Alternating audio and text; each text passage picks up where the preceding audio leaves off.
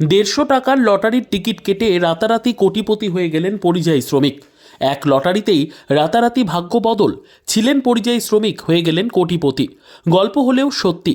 সদ্য কোটিপতি হওয়া যুবকের নাম মুন্না আলী, বয়স 30। তার বাড়ি হরিশ্চন্দ্রপুরের মারাডাঙ্গি।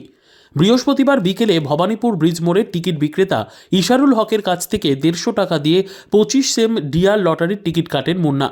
সন্ধ্যায় ফলাফল আসার পর টিকিটের নম্বর মিলিয়ে দেখেন যে তিনি 1 কোটি টাকা জিতেছেন।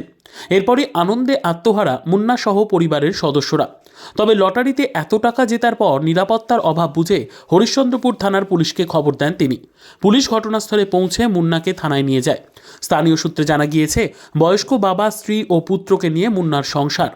দিন আনা দিন খাওয়া পরিবারের একমাত্র রোজগেরে তিনি। 14 বছর ধরে দিল্লিতে প্লাস্টিকের কাজ করেন।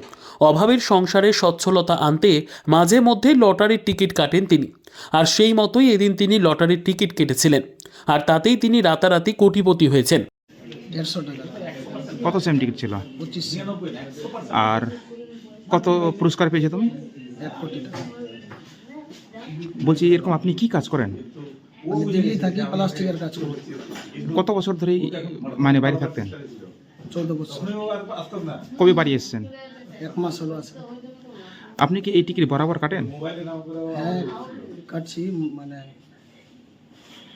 আপনার পরিবারে কে কে আছে? বাবা মা নেই, বাবা ভাই। কি করবেন এই টাকা নিয়ে, কি ভাবছেন? কাজে লাগাবো। কি ধরনের কাজ করবেন? আমরা গরিব, ঘর দুয়ার নাই, ঘর উঠাবো। জমিন জায়গা নাই, জমিন আছে। ব্যুরো রিপোর্ট, উত্তর বাংলা সংবাদ।